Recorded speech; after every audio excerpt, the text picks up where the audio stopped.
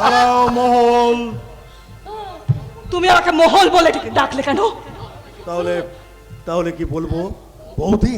হ্যাঁ, তুমি আমাকে কখনো মহল বলে ডাকবে না। কিন্তু মহল নামটা আমার যে ভীষণ ভালো লাগে, আমার ভীষণ ইচ্ছে হয় তোমাকে মহল বলে ডাকে। চুপ করো। আমার দাদা মন্দির সেন মনে হয় না আর ফিরে আসবে, তাই তাই মন্দিরকে ভুলে গিয়ে আমার হাতটা ধরো মহল। না, কথা দিলাম, টাকা পয়সা অর্থ সম্পদে ভরিয়ে দেবো তোমার জীবন। তুমি এখনো মহলকে চিনতে পারোনি অর্জুন বাবু। এখনকার মেয়েদের চিন্তা আবার বাকি নেই। গলির প্রত্যেকটা মোচড়ে মোচড়ে ওদের জন্য একটা করে বয়ফ্রেন্ড দাঁড়িয়ে থাকে। ঠিকই বলেছো, তবে এখনকার মেয়েরা অসভ্য জানোয়ার পুরুষ মানুষের গালে চড় মেরে শিখিয়ে দিতে পারে মেয়েদের কেমন ব্যবহার করা উচিত।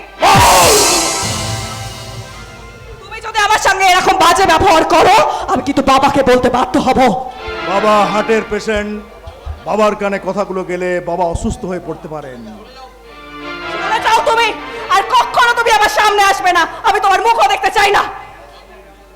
আমাকে তুমি ভীষণ ঘৃণা করো, তাই না মহল? আর মন্দিরকে তুমি ভীষণ ভীষণ ভাবে ভালোবাসো, তাই না মহল? মন্দিরকে আমি কতটা ভালোবাসি তা তোমাকে আমি বলতে বাধ্য নই, কিন্তু তোমাকে আমি ঘৃণার চেয়েও বেশি ঘৃণা করি।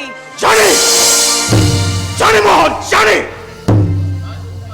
তাই তো তোমার হৃদয় থেকে মন্দিরকে আমি মুছে দেব মহল। না, কেন না বলছো মহল? মন্দির মারা গেছে, এই সহজ সত্যটা এবার এবার মেনে নাও। হয়তো তোমার কথাই সত্যি, কিন্তু আমার হৃদয়ে যে সে এখনো বেঁচে আছে।